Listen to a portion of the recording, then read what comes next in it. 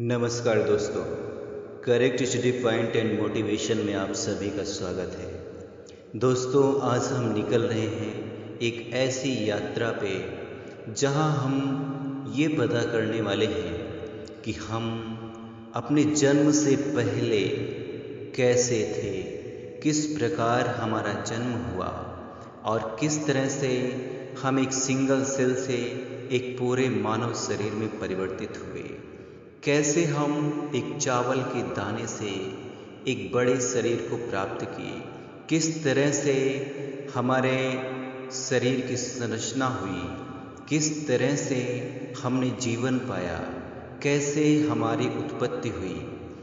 तो दोस्तों, आज इन्हीं सब बातों पर विचार करने के लिए हम यहाँ पे एक नया वीडियो लेकर आए हैं। उम्मीद करते हैं कि आपको ये पसंद आएगा। शुक्राणु और अंडे के मिलन के बाद अंडे के अंदर कुछ ऐसा होता है जो आने वाली नई जिंदगी को रास्ता दिखाएगा। यहाँ पर सब कुछ तय होता है। जो शुक्राणु अंडे के अंदर फ्यूज होता है वो 23 क्रोमोसोम को भी अपने साथ लाता है। ठीक यही बात महिला के अंडे के साथ भी होती है। उसमें भी 23 क्रोमोसोम्स होते हैं। अब ये क्रोमोसोम्स क्या होते हैं?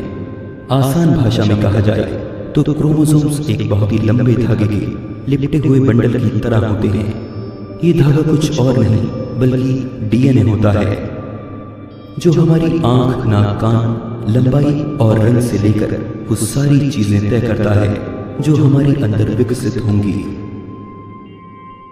ये सारी इंफॉर्मेशन एक कोड के तौर पर हमारे डीएनए में होती है और इसी इंफॉर्मेशन के एक बेहद लंबे धागे के लिपटे हुए बंडल से बनता है क्रोमोसोम। पुरुष और महिला दोनों की ही 22 जोड़ी क्रोमोसोम आपस में मिलकर होने वाले बच्चे के रंग, रूप और कई बातों को तय करते हैं। लेकिन बचा हुआ एक जोड़ी क्रोमोसोम ये तय करता है कि होने वाली संतान लड़का होगा या लड़की। यानी 23 में से एक जोड़ी क्रोमोसोम संतान का जेंडर यानी लिंग निर्धारित करते हैं। जेंडर को डिसाइड करने वाले ये दोनों क्रोमोसोम दो प्रकार के हो सकते हैं, एक्स और वाई, जहां एक्स फीमेल है और वाई मेल। अब ये बात पूरी तरह से कुदरत पर निर्भर करती है कि पुरुष का कौन सा स्पर्म महिला के एग से जाकर मिलेगा। यदि पुरुष का एक्स क्रोमोसोम वाला स्पर्म महिला के एग से जाकर मिला तो उन्हें लड़की होगी। वहीं इसकी उलट अगर अंडे से वाई क्रोमोसोम वाला स्पर्म मिला तो उन्हें एक लड़का होगा। स्पर्म के एग में फ्यूज हो जाने के बाद महिला और पुरुष दोनों के ही 23 जोड़ी क्रोमोसोम आपस में मिलते हैं, जिससे एक नया जेनेटिक कोड तैयार होता है। और इसी वक्त बच्चे का जेंडर, बालों और आंखों का रंग और भी कई सारी ऐसी बातें तय होती हैं जो एक बिल्कुल नई जिंदगी को जन्म देंगी।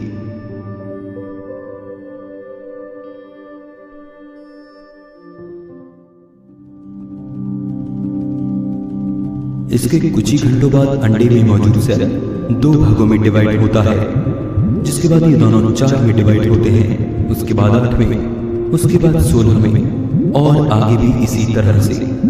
लेकिन ऐसा होना इतना भी आसान नहीं है, क्योंकि 70% एग्स इसी प्रोसेस में पहले 6 दिन में फेल हो जाते हैं, जिस समय महिला को इस सब के बारे में पता भी नहीं होता। लेकिन अगर ये प्रोसेस ठीक से हो जाती है तो एक नई प्राणी के शरीर के विकसित होने की शुरुआत हो जाती है। और ये एग अब एग न रहकर एक एम्ब्रियो यानी भ्रूण में बदलने लगता है। लेकिन अपनी अर्ली स्टेज में कभी कभी ये एम्ब्रियो 2 भागों में बढ़ता है, जिससे इसकी लगभग एक जैसी 2 कॉपी बनती हैं। और यही कारण है आइडेंटिकल ट्विंस यानी जुड़वा बच्चों के होने का।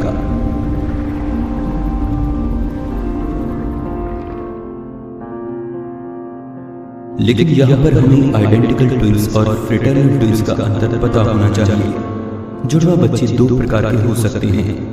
पहले जो कि एक ही एग के 2 पार्ट में डिवाइड होने से विकसित होते हैं। ऐसे हालात में जन्मे बच्चों को हम आइडेंटिकल ट्विंस कहते हैं। जबकि फ्रेटर्नल ट्विंस दो अलग अलग एग के दो अलग अलग स्पर्म में फ्यूज होने से विकसित होते हैं। ऐसे हालत में इनकी शक्ल, ब्लड ग्रुप और बाकी चीजें एक जैसी होना जरूरी नहीं है, जबकि आइडेंटिकल ट्विंस में ये सभी गुण एक समान होते हैं।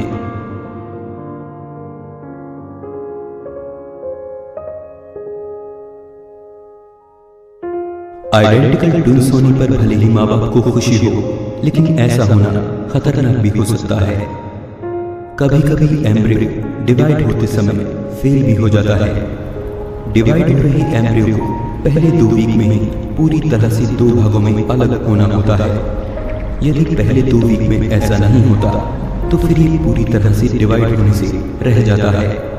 ये ऐसी कंडीशन है जिसे आधुनिक विज्ञान ने अभी समझना शुरू किया है। ऐसे एम्ब्रियो से जन्मे बच्चे आपस में जुड़े होते हैं, जिन्हें कंजॉइंट ट्विंस कहा जाता है। लेकिन ऐसा होने की संभावना लाखों में से एक की है। जुड़वा बच्चे आपस में किस अंग से जुड़े होंगे, ये बात इस पर निर्भर करती है कि उनके एम्ब्रियो के कौन से सेल पूरी तरह से अलग होने से रह गए थे।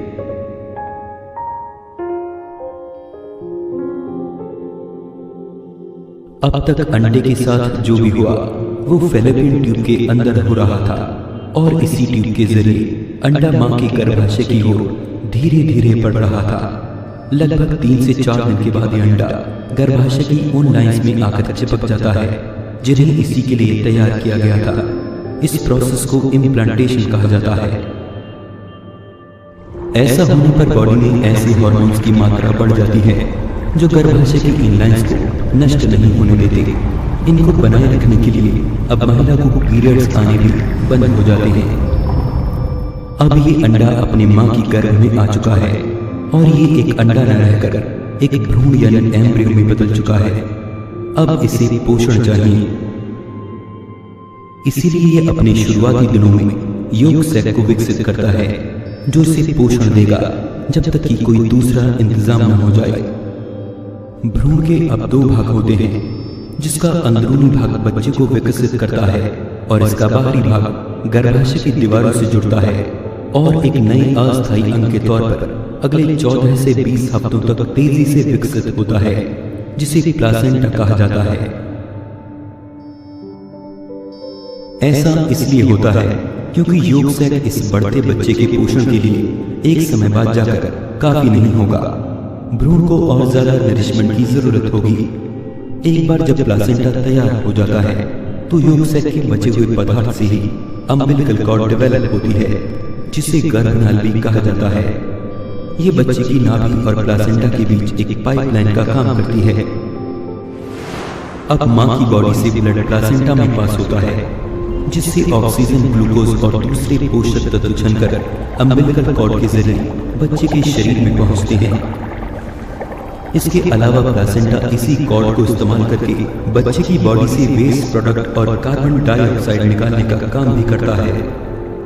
यह सबसे हैरान करने वाली बात यह है कि प्लासेंटा खून से पोषक तत्वों और ऑक्सीजन को छानकर बच्चे के शरीर में तो भेज देता है, लेकिन किसी भी तरह से मां के खून को बच्चे के शरीर में नहीं जाने देता, क्योंकि अगर ऐसा हुआ तो मां और बच्चे दोनों की ही जान जा सकती है।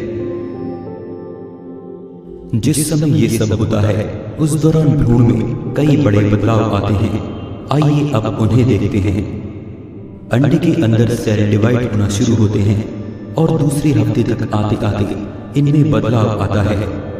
धरती पर मौजूद हर जिंदा प्राणी पैदा होने से पहले इस प्रोसेस से होकर गुजरता है, जिसे गैस्ट्रुलेशन कहा जाता है। डिवाइड हुए छोटे छोटे सेल में से हर एक ये तय करता है कि वो बॉडी का कौन सा हिस्सा बनेगा। बच्चे का दिल, दिमाग, मसल और बाकी हिस्से इन छोटे सेल्स के जरिए आगे जाकर विकसित होते हैं। 3 हफ्तों की ग्रोथ के बाद भ्रूण में एक नन्हा दिल भी विकसित हो जाता है। इस वक्त तक इंसानी भ्रूण धरती पर मौजूद बाकी जीवों की भ्रूण की तरह ही लगता है, लेकिन 10 हफ्तों के बाद ये इंसानी भ्रूण के जैसा दिखना शुरू हो जाता है। यहां तक आकर भ्रूण का चेहरा भी उभर आता है। कुछ हफ्तों के बाद भ्रूण मां की ब्लड सप्लाई से प्लासेंटा के जरिए जुड़ता है और फिर तेजी से बढ़ता है। इस वक्त मां जो भी खाती है उसकी एक हिस्से का पोषण बच्चे को मिलता है। जैसे जैसे बच्चा अंदर बड़ा होता है वैसे वैसे मां के गर्भ का साइज पहले से कई गुना ज्यादा बड़ा होने लगता है, अपने नॉर्मल साइज से कई 100 गुना ज्यादा। मां और बच्चे के बीच प्लासेंटा और अम्बिलिकल कॉर्ड एक मजबूत रिश्ते को कायम करते हैं, जिसमें सारी मेहनत मां की होती है।